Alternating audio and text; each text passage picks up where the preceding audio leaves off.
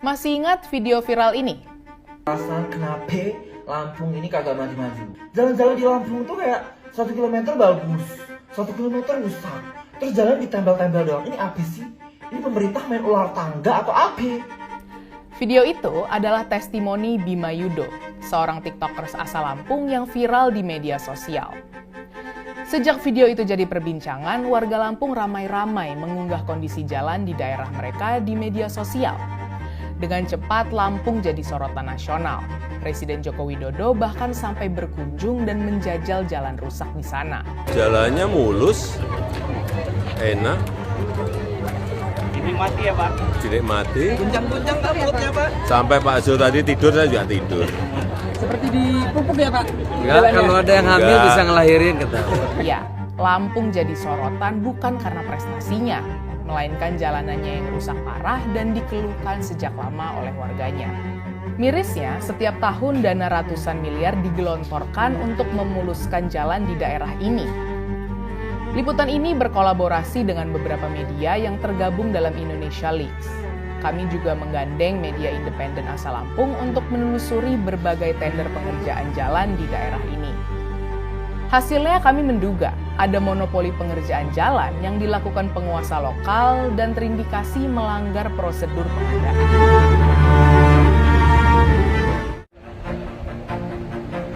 Sebelum memahami bagaimana rusaknya infrastruktur jalan di Lampung, kamu bisa lihat kunjungan Presiden Jokowi ini. Lokasi kunjungannya berada di sini. Kamu bisa lihat bagaimana mobil iring-iringan Presiden terombang-ambing dan nyangkut ketika melintasi jalan ini. Selamat dibidik pejabat Lampung. Kapok, kapok. Kebakaran jenggot. Dan ini adalah tangkapan Google Street View dalam beberapa tahun. Kondisi jalan di daerah ini memang buruk. Berhenti dulu ya kamu pemerintah, berhenti dulu ombar-ombar janji manis ya. Lihat kami di sini, jalan masih busuk kayak gini ya. Sementara ini adalah video viral warga terkait kondisi jalan di daerah mereka. Dan ini adalah video protes warga di Kabupaten Lampung Selatan. Menariknya, meski jalan-jalan di sana kondisinya tetap sama, tapi anggaran untuk jalan tiap tahun mencapai ratusan miliar. Ini adalah data anggaran perbaikan jalan di Lampung sepanjang 2020 sampai 2022. Kamu bisa lihat bagaimana sepanjang 3 tahun ini total anggaran untuk jalan sudah menghabiskan 1,9 triliun rupiah.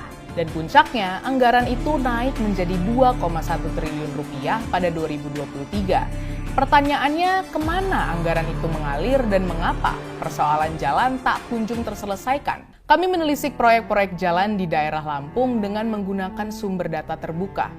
Kami juga menggunakan laporan Badan Pemeriksa Keuangan untuk mengetahui sejauh mana duit negara itu digunakan. Hasilnya, selain ditemukan adanya spesifikasi yang tak sesuai, kami juga menemukan beberapa proyek besar dikuasai para pemain lama dan saling terafiliasi. Parahnya lagi, ada dugaan monopoli tender dengan sistem pinjam bendera yang jelas-jelas menyalahi aturan pengadaan. Satu dari sekian banyak proyek yang terindikasi pinjam bendera itu ialah ruas jalan daerah Simpang Kopri Purwotani. Jalan ini adalah salah satu jalan yang didatangi Presiden Jokowi pada Mei 2023. Proyek pengerjaan dibagi 2 paket dalam instruksi Presiden dan menelan anggaran 130 miliar rupiah. Inpres pertama dikerjakan oleh PT Cempaka Mas Sejati, sedangkan Inpres kedua oleh PT Mulia Putra Pertama. Meski dua perusahaan itu jadi pemenang tender, realisasi pelaksanaannya dan pekerja proyeknya terafiliasi dengan PT Rindang 31 Pratama. Saya mau nanya, karena kalau tahun lalu kan itu juri teknik yang ngerjain itu. Saya pikir ini masih juri teknik juga yang ngerjain. Ini Rindang yang ngerjain. Rindang 31. Ini setelah instruksi Presiden kemarin, Bang, pengerjaannya. Ya. Waktu udah dipasang, itu pengerjaan PT ini 80 miliar adalah PT Cempaka Mas Sejati. Nah, tapi pelaksananya adalah orang yang sama dengan yang APBD kemarin karena ikut rapat apa tuh Bang? Rapat ya semuanya rapat untuk pekerjaan. Rapat untuk pekerjaan di? Ya begini. Di mana maksudnya? Di sini. Maksudnya di mana? Di dinas BMBK ya. BMBK. Dan abang ada di rapat itu ya? Semua ada. Di sini. Rumahnya apa di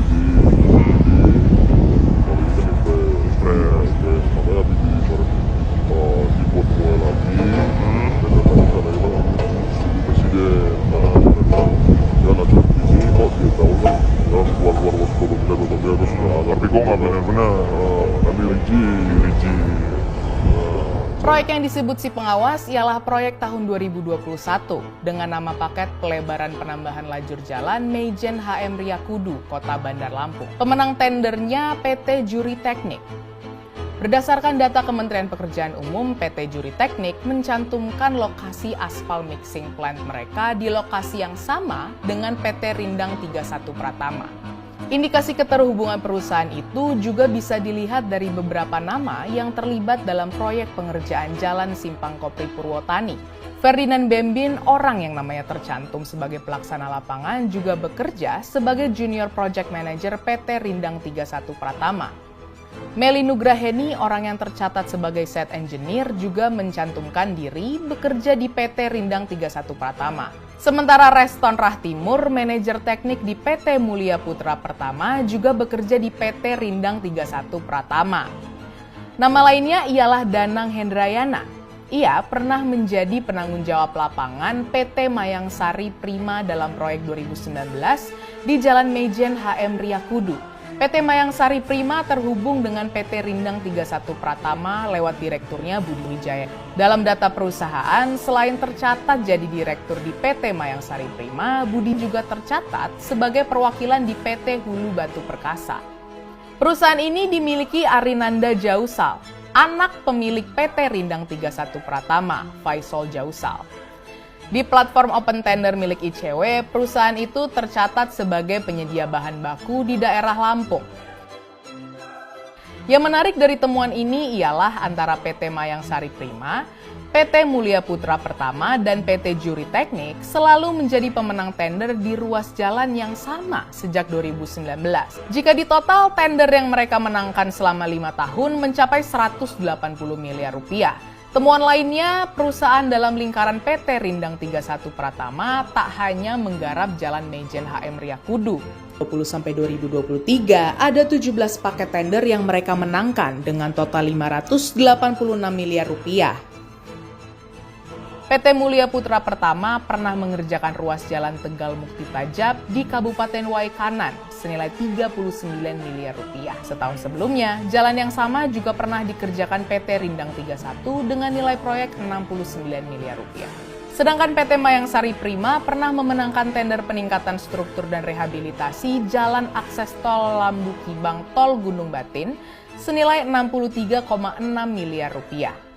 Sementara PT Juri Teknik selain pernah memenangkan tender ruas jalan Tanjung Baru Merbau Mataram senilai 24,5 miliar, perusahaan ini juga memenangkan tender preservasi jalan dan jembatan Simpang Gunung Kemalasangi senilai 35,4 miliar rupiah. Dan pengakuan pinjam bendera perusahaan pun diakui Direktur PT Juri Teknik.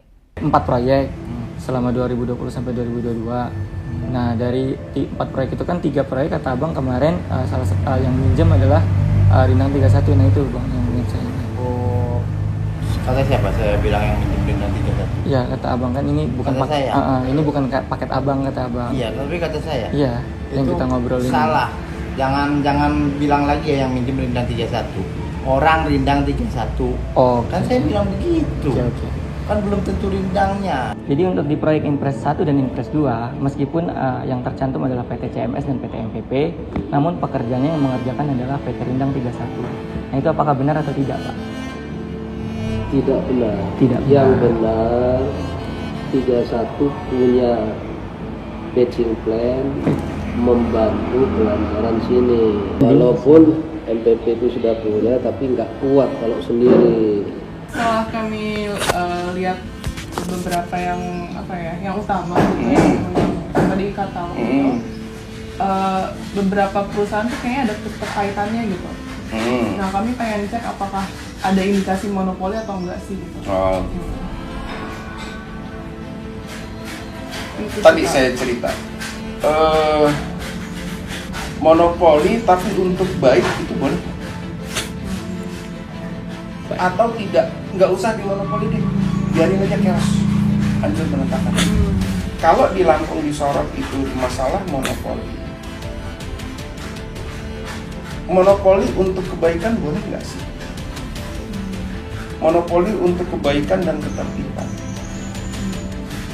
Orang melihat proses, Tapi lihat hasil akhirnya apa yang kita lalui ini jadi apa enggak? Orang menyorot sekarang prosesnya, ini ada monopoli, ini ada ini ada dominasi dari ini. Coba lihat, hasil dominasi itu menghasilkan yang kita lalui ini umurnya berapa tahun? Atau tidak ada pasar bebas, chaos. Silahkan berantem di situ, silahkan cari harga termurah. Hasilnya Dalam LHP BPK 2020, perusahaan-perusahaan yang terafiliasi dengan PT Rindang 31 itu juga diketahui menggarap proyek tak sesuai spesifikasi. Mereka adalah PT Juri Teknik, PT Mulia Putra Pratama, PT Mayangsari Prima, dan PT Cempaka Mas Sejati. Pada 2021, dua perusahaan lainnya kembali disebut dalam LHP BPK karena pengerjaan yang tak sesuai spesifikasi. Mereka adalah PT Mulia Putra Pertama dan PT Juri Teknik. Jadi ada beberapa PT yang memang mengaku itu satu kepemilikan gitu ya, satu owner atau satu grup. PT Mayangsari Prima yang pertama, Pak. Yang kedua Mulia Putra Pertama. Yang ketiga Juri Teknik. Yang keempat Cempaka Mas Sejati. Itu maksudnya mengkonfirmasi itu maksudnya seperti apa itu? Kami menelusuri beberapa paket jalan gitu ya, dan memang yang muncul di beberapa teratas kan beberapa perusahaan yang disebutkan tadi gitu.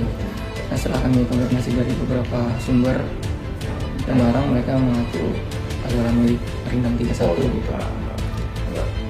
Karena bisa dibuktikan gitu kan, kalau namanya konstruksi itu kan dasarnya akte sih, ya kan, pemilikan itu. Ya, maksud saya di luar akte mereka mengaku itu adalah satu owner yang sama gitu, Pak. Benar. Siapa yang mengakui satu owner sama? Ya, orangnya siapa? Dari beberapa yang saya temukan. Ya nanti sebut aja namanya, biar nanti kita konfirmasi.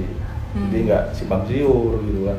Berarti dengan nama-nama PT yang saya sebut tadi kita bukan satu kepemilikan. Kita entitasnya udah istilahnya sudah terpisah gitu kan. Mungkin saya sama TCP, kami sama TCP kan nggak ada kaitan. Kami dengan PT Dores nggak ada kaitan. Kami dengan yang saja, karena perusahaan berbeda gitu kan. Sebenarnya, modus pinjam bendera dalam pengadaan proyek bukan hal baru. Pola ini pernah terjadi dalam kasus korupsi mantan Bupati Lampung Selatan Zainuddin Hasan pada 2019. Zainuddin adalah adik dari Menteri Perdagangan Zulkifli Hasan yang juga Ketua Umum Partai Amanat Nasional. Dalam kasus ini, Zainuddin meminjam banyak perusahaan untuk memenangkan beberapa tender di Dinas PUPR Lampung Selatan. Pola itu ditemui di 4 perusahaan yang dipinjam, yaitu PT Bumi Perkasa Kalipancur, PT Karya Kamevada Wijaya Indonesia, CV Imam Jaya Teknik, dan PT Bentang Karisma. Keempatnya ternyata terafiliasi dengan satu orang, yakni Imam Sudrajat. Itu kan masalahnya kan, ya itu panjang Mas, itu ceritanya saya nggak tahu. Ya itu kan perusahaan saya dipakai kan gitu. Ya dipinjam kawan, namanya kita ini kan saling dukung gitu ya. Inilah, kadang kita pakai punya dia karena Subidang misalnya kan. Subidang misalnya kita nggak ada gedung kesehatan, jalan, kita ada jalan kita pinjamkan gitu. Ya adalah ceritanya itu, saya di situ tuh ya jatuhnya korban lah. Iya. Gitu, jadi nggak usah cerita itu lagi Mas. Saya udah trauma saya. Iya. Memang kalau kita di Lampung ini kalau minjem perusahaan itu udah biasa, Pak ya. Kalau pinjam perusahaan itu di Lampung ini, kalau biasa memang bukan rahasia umum sih, Jakarta juga ada di mana-mana. Oh ya, di mana-mana ya, Pak ya. Iya, saya rasa gitu. Selain Imam, di kalangan kontraktor juga dikenal nama Sibron Aziz. Ia adalah pemilik Subanus Group. Sibron pernah masuk bui dalam kasus korupsi Bupati Mesuji Hamami pada 2018. Beberapa perusahaan yang terhubung dengan Sibron diantaranya PT Suci Karya Badinusa, PT Syukri Balak, PT Jasa Promix Nusantara, dan Pesila Putri. Yang menarik, meski beberapa perusahaan itu pernah terlibat kasus korupsi, tapi sepanjang 2020 sampai 2022 mereka masih memenangkan tender di Lampung dengan total 96,4 miliar rupiah. Ini ini, dan ini. Pada 2023, PT Suci Karya Badinusa juga memenangkan tender ruas Provinsi Bengkulu, Simpang Gunung Kemala, Padang Tambak. Selain Subanus Group, 2 perusahaan yang pernah terlibat kasus korupsi juga diketahui ikut memenangkan tender. PT Parosai misalnya, meski pernah terlibat kasus korupsi pada 2018, tapi pada 2020 jadi pemenang tender peningkatan jalan dalam kota Sukadana, Lampung Timur. Sementara PT Hakima Inti Perkasa pemiliknya pernah jadi saksi kasus penipuan mantan Kepala Dinas Pekerjaan Umum Bandar Lampung pada 2012. Juga 2 kali memenangkan tender. Jadi kalau di Lampung ini kan satu sistem yang sudah sistematis, bukan hanya di Lampung kan, seluruh Indonesia kemungkinan. Jadi sudah diatur lah, siapa yang tidak punya mengasih duit ya nggak bisa dapat. Memang kayak gitu sistemnya. Bupati, gubernur, soal paket APBD, APBN itu kan udah dikondisikan siapa ya. Jadi seperti yang disampaikan siapa yang viral waktu itu, Bima ya. Nah itu ya salah satu carut marutnya tender. Karena sudah pembagian, sudah selesai, ini akhirnya hasilnya juga kan. Kalau mereka sudah store, ada yang 15%, ada yang 10% atau 20%, itu kan sudah semua mau kerjakan kadang-kadang.